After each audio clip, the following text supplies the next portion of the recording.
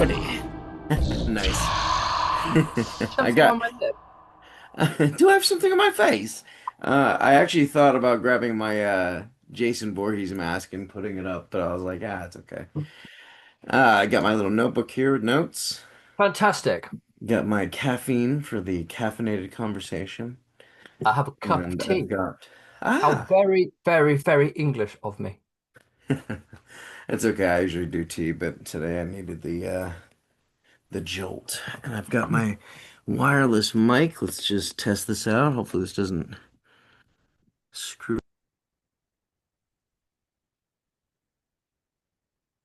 Okay, let's try it. Can you hear me? I can hear you. Awesome. I have a very wired mic, That a blue looks snowball. like it looks like the training droid from Star Wars: A New Hope. It is indeed. All right. Cool. Repurposed. Yeah, Scavenged from a crashed UFO. you had to And, kick some and Jawa ass to get although it. it's capable of bringing enlightenment to humanity, I had saw no use for that. But I did realize I could wire it into my laptop and use it as a computer, use it as a microphone. Very cool. So humanity will have to wait for enlightenment because I need to podcast. Yeah, fair enough. Okay. Um, I haven't really, out of all the notes I took and stuff, getting ready for this, I didn't really decide what I wanted to do for an opening for my show. So, I guess I can just introduce us, say that this is Mr. Potat's Caffeinated Conversations. Tonight we have Jasper Bark, Mr. Jasper Bark, Uncle Jasper here. How are you doing, sir? I'm not too bad. Not too bad at all. Thank you very much. Had some up and down news. Bad kind of news from the family. My youngest daughter's boyfriend. He was raised by two biker women, and Oh, unfortunately, today one of them did pass, which is very, very oh, sad news. And I just got a text from my sister who was knocked off her bike by a car. aye, Jeebus. I know. So let's hope nothing else happens. Like in the middle of the conversation, if Boeing 747 doesn't come through the roof of my study or something. Yeah, let's hope that doesn't happen. Be like a Donnie Darko moment. Yeah, no, maybe not. Glad I kept the bunny ears off the mask that I was just wearing. Yeah, that was good stuff. All right, well, get started here. Jasper Bark, ladies and gentlemen, is a Splatterpunk Award winning author, also an award winning author of the This Is Horror Award. Jasper, what is your current book that you have out? Is it the Dead Scalp? Dead Scalp is my most recent work. Yes, I think I probably have a copy of it right on the bookshelves here. Yeah, I picked it up on Kindle. I've actually started reading it just last night. Oh, fabulous! Yeah, I've It is loved a it so far. very, very weird Western. Uh, Actually, it gave me a lot of. I don't know if you had this in the UK, but Deadlands. It was an old TTRPG, and it gave me those vibes. Very You know Deadlands what? vibes. That will be. I'm not much of a gamer, although um, I have actually worked a lot in the games industry. I did for a brief while. I worked as a journalist for about 10 years, Mhm. and I mainly writing about film and music. And then because the magazine I was working on at one point lost a bit of its budget, streamlined its staff, I had the whole games review section folded into my um, film section. And I didn't have any budget with which to employ anyone to review games for me, so I had to take all the consoles home. And literally, it's kind of like watching me play a computer game is kind of like watching two toddlers trying to have a knife fight. It's just embarrassing. And so I wouldn't get 2 seconds into the game without crashing it, and no matter how many cheats you gave me. So I started off having to invite my friends round. I had quite a few friends who worked as computer games developers, so I'd get them round to play the games for me so I could take notes.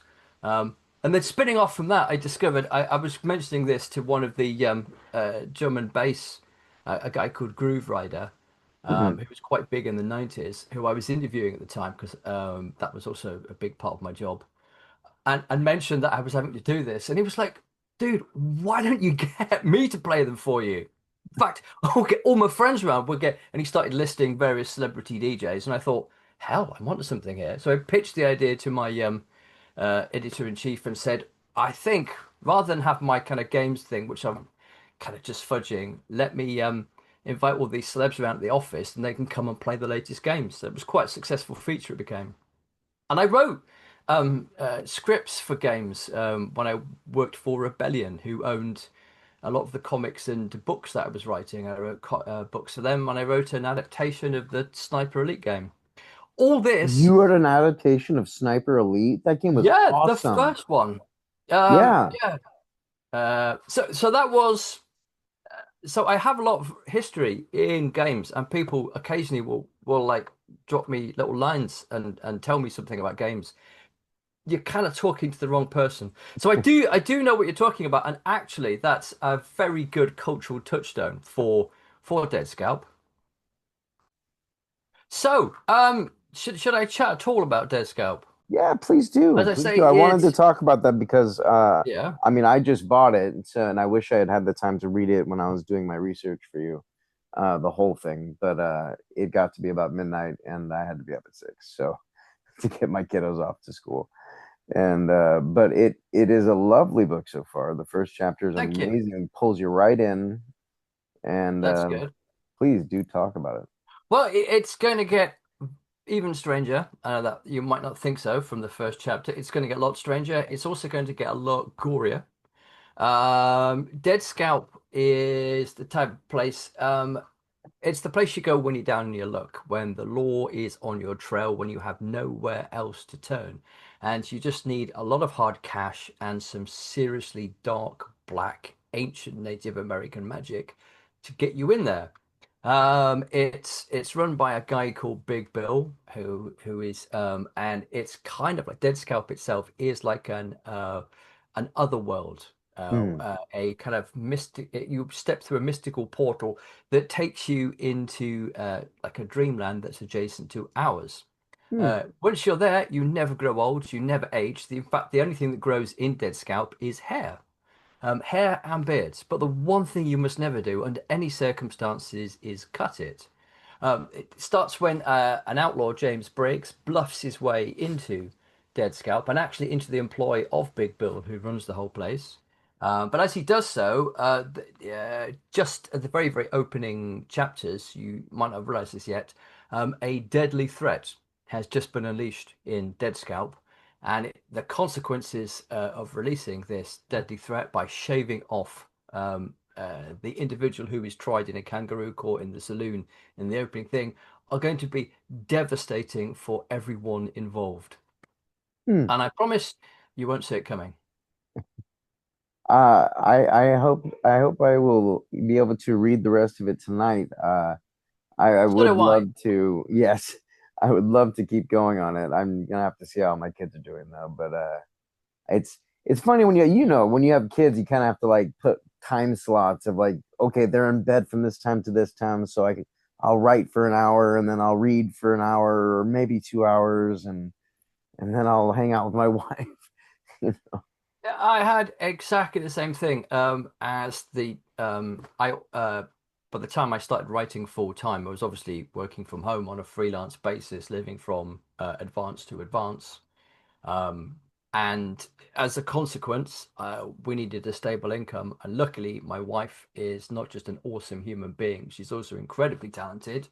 Um, so we lived off her wage and I raised kids. And certainly when they were like really tiny, um, uh, you are like, shh, shh, shh, shh, shh, quiet, quiet. Yes, I remember. And when they get a little bit older and they can talk to you and they're demanding of your time, you write every second that it's quiet. This was in the days as well, also before like smartphones and tablets. I was doing this, so putting a video on for them gave you about 20 minutes if you were lucky. if you're lucky. Sadly. Exactly. And if it had commercials less than that, because they Yeah. wander on the commercials. Hmm. Um, yeah, it's true that especially nowadays with smartphones specifically, I tend to do almost all my writing on my smartphone Do you because really? that's I just have a second and I just put an idea in my Google Docs or whatever, Hmm. and then I put it away and go back to my kids or back to my wife or the chores, That's and that's how interesting. my stories get written. I'm Is so old school. I still use one of these. I have been meaning to do that since I have this. This is mostly for journaling and notes, but Yeah, it's so useful. In fact, actually, I don't use Scrivener, although it's a fantastic program. But I find when I write, I usually have a couple of notebooks on the go. And this is one of them in which I'm kind of making notes. And when you write, the key to successfully writing is maintaining a momentum. mm, But as you're writing, you're continually recreating the work that you're working on. Even if you're a plotter and you've worked out much of the plot in advance, you're still having ideas. And sometimes halfway through the novel, you'll realize that you should have been writing it in the second person, not the third person, or that this particular character is an entirely different gender. And in fact, possibly they're one of the parents of the character, even though they were about to be a love interest.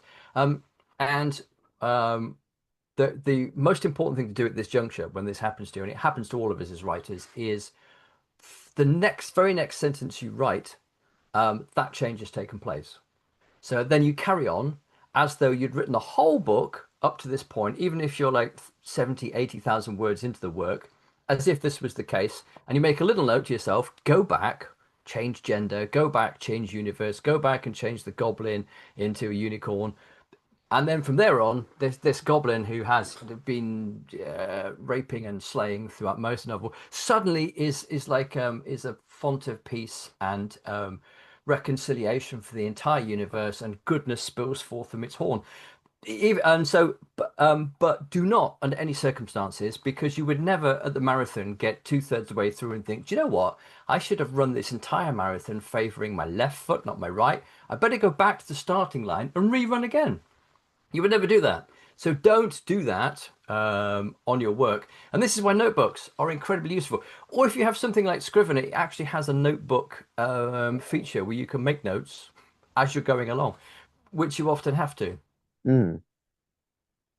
Well, I have been considering it, and I think that talking to you now, I will start using. I will get a dedicated notebook just for. That'll be fun. Get a new notebook. Always love that. Get a Oh yeah, dedicated notebooks are notebook just fabulous. for writing. Yeah, let me get an excuse to use my pens.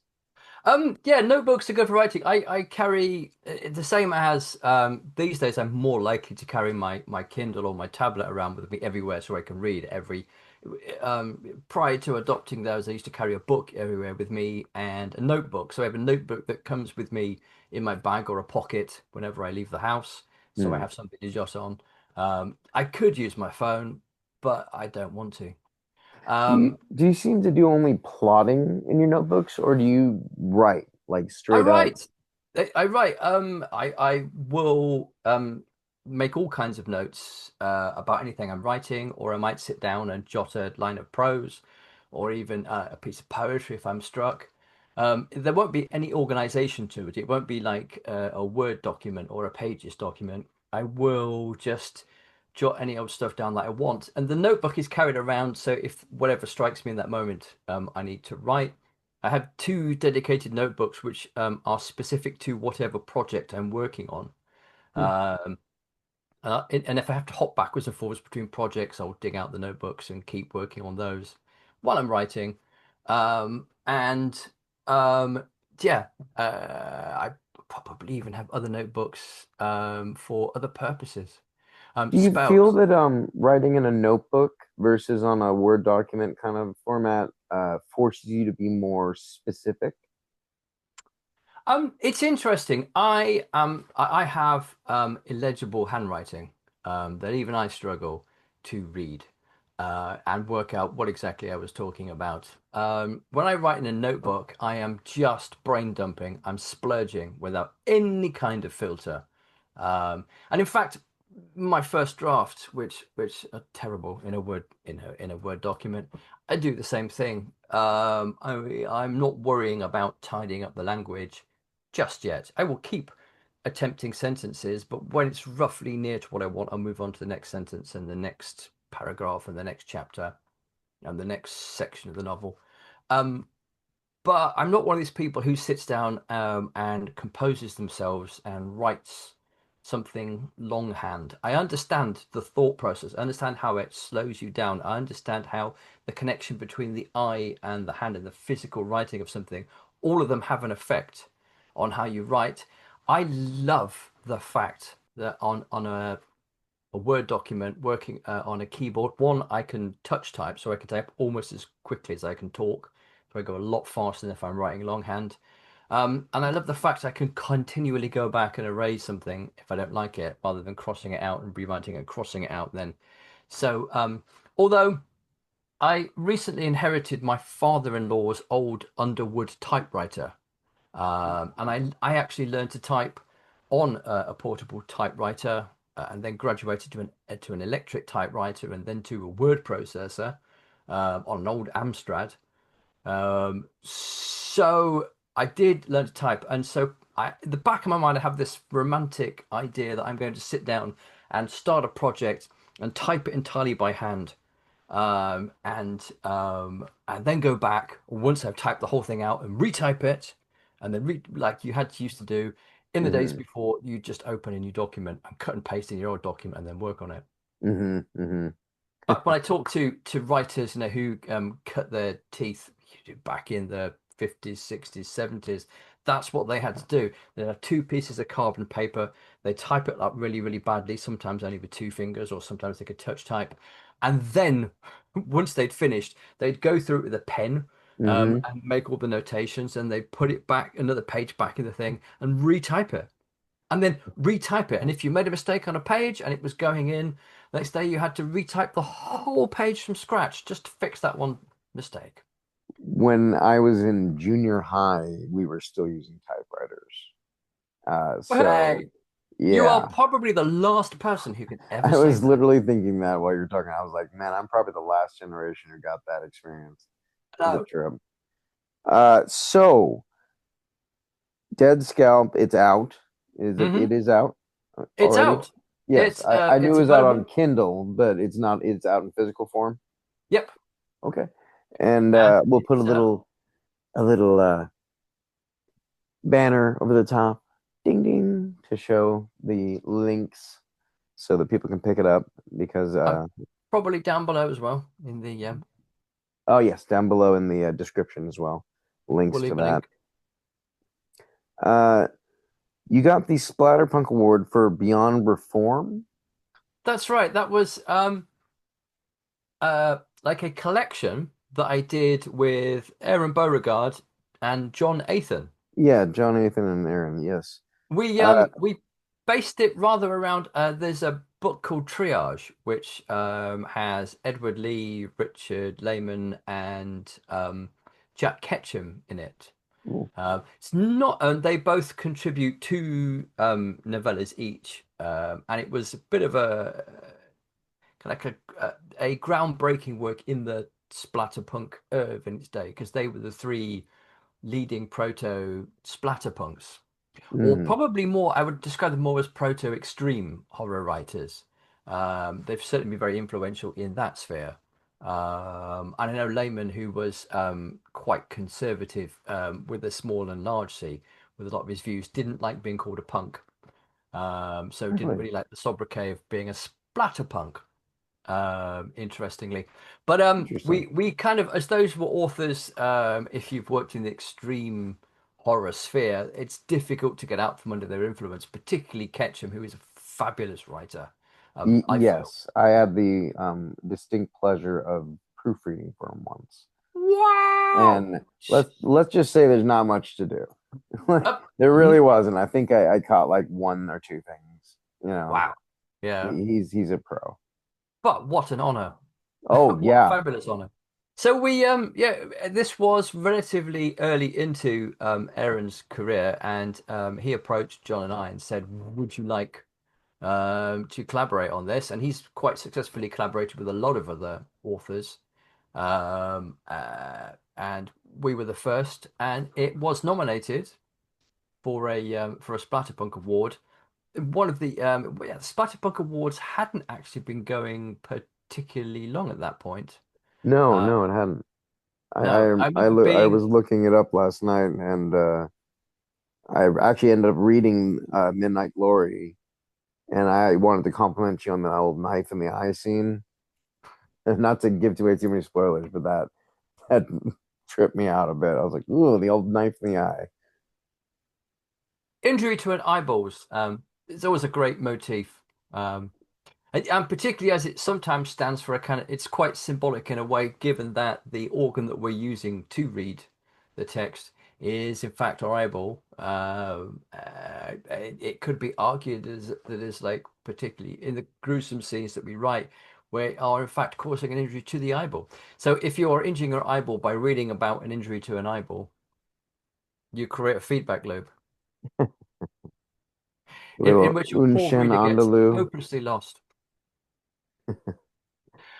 Yeah, and that was what I didn't have a great deal to do with the uh, with this being nominated. And look, unfortunately, I wasn't on that side of the pond, so neither was John.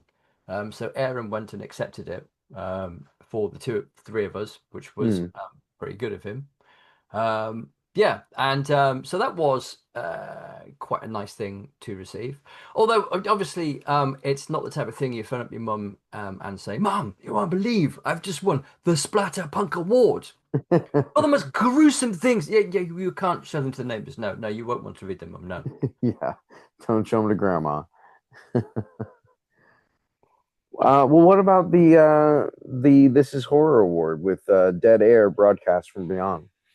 That was a Is that that was more something you were able to show to your family and be like, "Hey guys, a um less splatterpunky"? I haven't read sure. it. I apologize. It's not a problem at all. It started out life as a uh an audio book. It's the first audio book that I recorded, and I did all the work, did all the narration myself. And it's a series of stories that later also some of them became a stage show also, which ran over here in the UK. Um, the idea was these were broadcasts from the dead, the gaps between frequencies. The dead would come out and whisper their stories. And it was also recorded with like audio sound effects as well. And this was actually, I think, the very first ever This Is Horror Awards. It was nominated. And in that case, I campaigned a little bit in the horror community, because it was low hanging fruit. It was an early award, and as it happened, although it was very close with me and another excellent writer called Simon Kurt Unsworth, I got that award.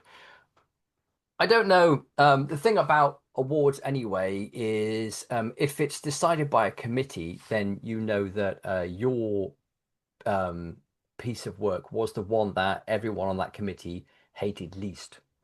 And it was kind of the one that, after all the arguments, that everybody could sort of settle on as a compromise.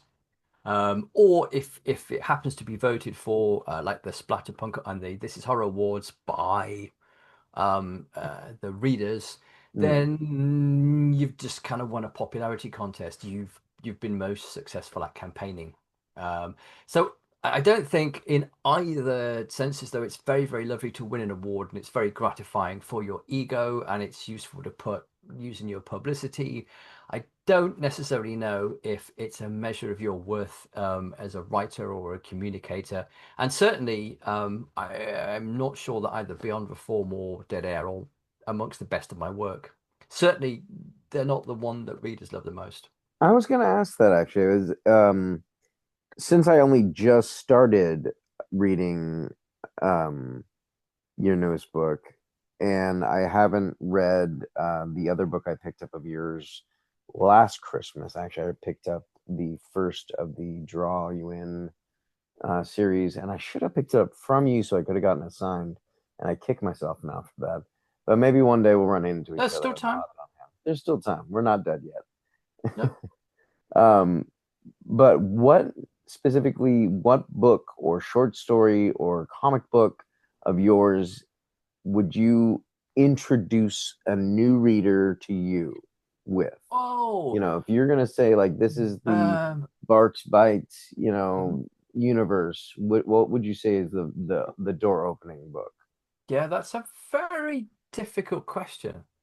Um, the Draw You In is probably the best introduction. I mean, one of the problems I had probably in my first decade as a writer, aside from the fact that because I've been a journalist and therefore I wrote purely for money, when I segued into being an author and I still had small children and bills to pay, I was a bit of a hack, and I would write whatever I was asked to. Then it was no longer articles, and it was a lot harder, and not quite so well paid. But I also wrote across a wide variety of genres, and I found it very, very easy to adopt and to mirror other people's voices, and it was easy to work in shared universes. And as a comic writer, I wrote everything from Disney and Pixar characters all the way through to Aardman animation characters and science fiction, anything really that would I could bash out quickly and would pay the bills. As a consequence, nobody really could latch onto my name and go, this gent does all these things, Hmm. or this gent. In the way that if you think about your favorite authors, they're always associated with a particular tone of voice, a particular type of story, and usually a particular genre. And when you want that particular genre and you want that particular tone of voice, you go to that author. My problem was I had too many voices and worked across too many genres. So working in the horror genre, which is probably, I began to realize as I was on the cusp of middle age, that was what I read most fervently as a child and then as a teen and as a young adult. That probably, and also because it was both highly imaginative but also grounded in some sections of reality, um, that was the genre in which I could say all the things I wanted to. Mm, Um, but even within the horror genre, that's a very broad remit. On the one hand, you have kind of cozy gothics, mm, the Darcy Coates nature. On the other hand, you have the extreme horror of people like Duncan Ralston, mm. Aaron Beauregard. Wrath, And James this White. whole series of subgenres Yeah. from folk horror to cosmic horror to psychological horror to, and everybody, even within the horror community, fights over which subgenre they like best and what type of horror they like, whether it's so I must admit a lot of my work kind of it's almost like running the dial on your radio all the way across. I tend to work across a whole spectrum of genres. One of the key components of Draw You In is in the same way that if you were to pick up a large anthology of horror, you would get all kinds of different subgenres of horror um, within it, from psychological to splatterpunk to cosmic horror. This is an ongoing story with exactly the same group of characters, all set on a road trip through the United States and through the history of horror comics from the 1950s to the present day. But the book changes over the course of each individual of the three novels within the trilogy. It changes genre very, very subtly. You start out reading a very quiet horror, a little bit like Twilight Zone, and then it slowly becomes a piece of psychological horror, and then it gets a tiny bit more extreme, and then suddenly we find we're into cosmic horror, and then the next novel starts. And so the idea was is you can almost take a journey through all the different genres of horror and all the different voices that I can play with, but at the same time spend it in the company of a group of characters with whom It's easy to associate, it's easy to identify, and whose plight you're interested in. Well, I So can't wait to read it. probably for that reason, I might pick Draw You In. Well, I will definitely be reading that next then because I own Fabulous. it. Well, I think that we should wrap it up because I only have the free version of Zoom, and therefore it ends within 40 minutes. Oh And I gosh, just got a 5 minute warning. 5 minute warning. I know it's terrible. But, sir, you have been a wonderful guest. I truly hope that your success continues. Thank you very And much. I consider myself lucky to be even a associate friend of yours, Well, sir. the feeling's entirely mutual. Well, you were one of my first supporters, really, when I first came out. When Joe Mernhardt published Hotel Macabre, and my little weird cosmic horror comedy was in there, and you gave me some serious kudos for that, and it meant a lot. So thank you. Well, you are very welcome. I really enjoyed it. I thought it had a fantastic. I spotted it straight away in the contents and thought, I love that title. Um, so that was one of the first things I read. And I also know when you're out at conventions, and also when you read a book, the back of the mind, particularly now, it's so easy to connect to people with social media. It's very, very easy to reach out to someone and say, I really enjoyed this. But we all think, I can't bother that person and tell them that. Why would they want to hear from me? You know, how foolish. And Yeah. so all too often we think I'd love to do that, and we don't. And those odd occasions when somebody is perhaps socially fluent enough or kind of confident enough to walk up to you at a public event or to drop you a line on social media and say, I read this and really enjoyed it. You have no idea how much that means to the author, however exalted they are in the pantheon of publishing superstars, or however lowly they are, even if they're just starting out. So if I enjoy something and I can give a genuine compliment to somebody, I will always try and make time to do that, irrespective of their status, because I It's know how true. much I it was does mean. actually just having that discussion with my writing group today. I'm in a writing group with Mercedes Yardley and a few other friends, and I just kind of I say that because my wife says that to me. You know, I appreciate Mm. you. I appreciate what you just did, and I communicate very specifically that I appreciate it. And she does it because she's on the spectrum and she's just very Vulcan logical, and she just says what she Mhm. means. I do it because I know when she does it to me, it feels good. It feels seen. And so when you did that for me, sir, it made me feel seen. I appreciate it. Well, you were seen, you were heard, and you're very, very welcome. And also, you've got an awesome partner in your life because the scientific research into or behavioral scientific research into the success of relationships hinges on two things. The first of which is a shared value system. If you have similar values, your relationship will probably be quite successful. And the second most key important thing is acknowledging your partner's contribution to the relationship. And if you share a domicile, to the home and saying, thank you for doing that. I really appreciate it. If you have those two things in a relationship, chances are it will be successful. So she's definitely a keeper. Oh, she's a keeper, all right. I count myself very lucky. 22 years together, 17 married. Wow. Yeah. What a fantastic. Well, I will raise my mug of tea to that. And I will raise my energy drink. I don't want to say the name. I don't want to get sued. All right, Jasper. It has been a pleasure to speak with you. I'm with And you, my friend. where can people get your books if they do not like Amazon? Because I know a lot of people are still boycotting Amazon. Fantastic, and more power to them. Obviously, they can get them from Amazon. They can get them also on Godless. I don't know if you know about the Godless platform. I do. Many of my books are available there. I'm not sure if they all are, or you can go directly to crystalllakepublishing.com and you can buy them direct from my publisher. Check me out also online at jasperbark.com, and I'm smeared across social media and most other places, like the total media whore that I am. Like so much baby oil on the back of one of Diddy's guests. Nice. Well, from one media horror to another, it has been a pleasure, sir. The pleasure's been all mine. You have a great time. You as well, sir. Bye. Bye. And cut.